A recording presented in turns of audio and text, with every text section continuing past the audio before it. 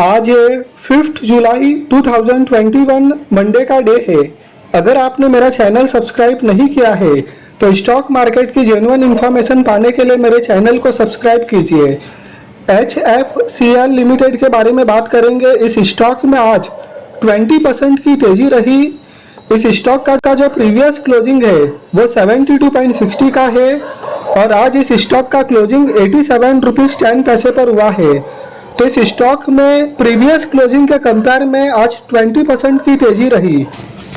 इस स्टॉक में पिछले एक महीने में 80% की तेजी रही। इस स्टॉक ने पिछले एक महीने में लगभग 80% के रिटर्न दिए हैं।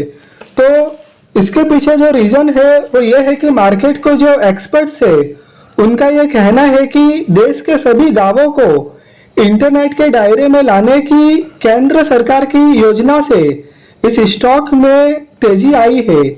इस योजना में चीन में बने कंपोनेंट्स का यूज नहीं किया जाएगा। HFCL का बिजनेस इंटरनेट कंपोनेंट की मैन्युफैक्चरिंग का है। इसे सरकार की इस योजना से बड़ा फायदा मिलने की उम्मीद है। इसी रीजन से इस स्टॉक के प्राइस में तेजी आ रही है। तो इस स्टॉक में लगभग एक महीने में 80% की तेजी आई है और एक्सपर्ट्स का यह मानना है कि इस स्टॉक को अगर 1 से 2 साल के लिए होल्ड किया जाए तो इस स्टॉक में बहुत ही अच्छा रिटर्न मिल सकता है। इस स्टॉक ने पिछले एक दिन में 20% का रिटर्न दिया। इस स्टॉक ने पिछले एक वीक में 30.53% का रिटर्न दिया। इस स्टॉक ने पिछले एक महीने में 88.11% का रिटर्न दिया। ईयर टू डेट मतलब कि 1 जनवरी 2021 से अब तक इस स्टॉक ने 237.86% का रिटर्न दिया। तो इस स्टॉक ने सिर्फ ईयर टू डेट मतलब कि 1 जनवरी 2021 से अब तक इतने कम समय में इस स्टॉक ने 237.86% का रिटर्न दिया। पिछले एक साल में इस स्टॉक ने 466.78% का रिटर्न दिया।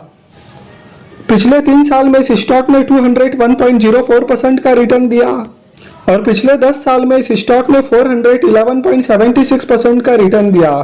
तो इस स्टॉक ने पिछले एक साल में बहुत ही अच्छा परफॉर्मेंस दिया है।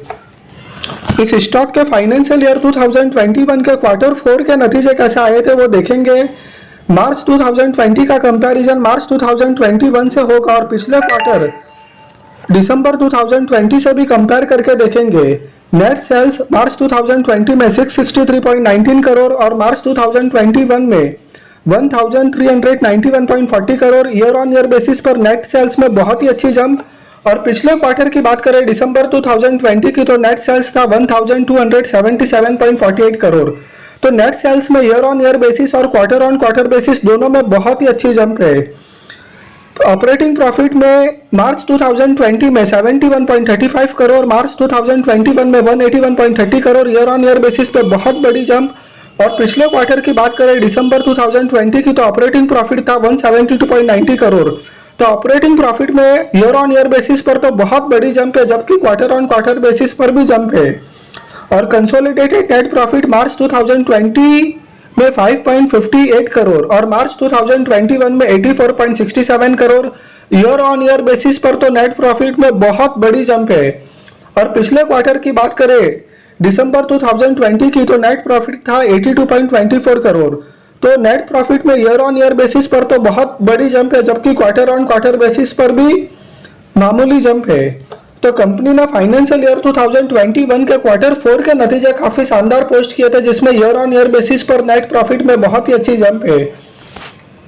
तो इस स्टॉक ने पिछले एक महीने में 80% के रिटर्न दिए हैं और मार्केट में एक्सपर्ट्स का यह मानना है कि इस स्टॉक को 1 से 2 साल के लिए होल्ड करने पर बहुत ही अच्छा रिटर्न मिल सकता है।